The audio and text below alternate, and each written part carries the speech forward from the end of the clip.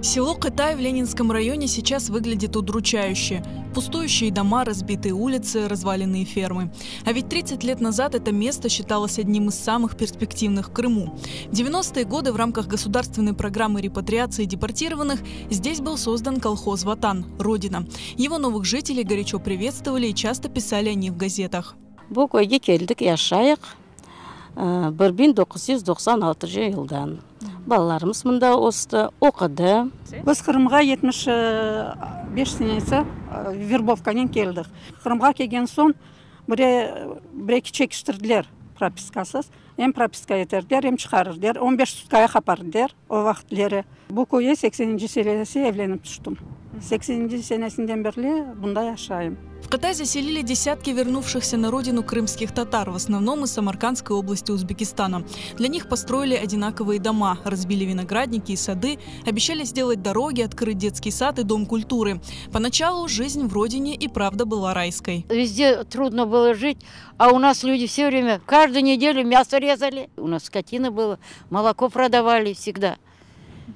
Ну, ферма была. Муж мой председателем был, Меметов Музаир Таирович. Каждый год давал пшеницу, хорошая была.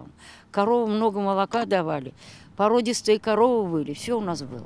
Но со временем финансирование этого проекта забросили. Колхоз развалился, землю разделили на паи между жителями. Самые предприимчивые разобрали свои дома на стройматериалы и построились в других селах. Там парк должен был. Тут дома вот так все было. Вот до туда уже были дома вырыты. Сейчас в селе нет условий для комфортной жизни. Из всех достопримечательностей вышка связи и новопостроенный ФАП, который, правда, пока так и не заработал. Работы нет, жители выживают за счет огородов и хозяйства. Молодежь ездит на работу в Керчь. В селе нет ни одного магазина. Хлеб и другие продукты привозит автолавка. Перспектива yok, bir şey yok bunda. Gazımız yok.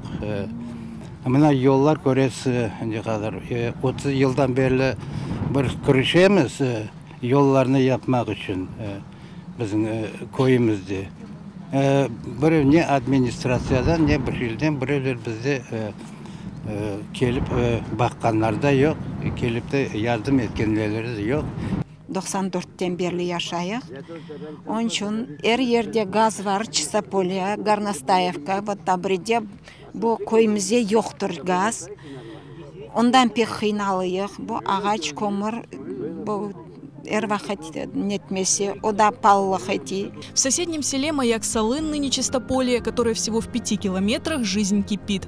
Здесь и железнодорожная станция, и магазины, и школа, и проведен газ. Оттого многие переехали туда.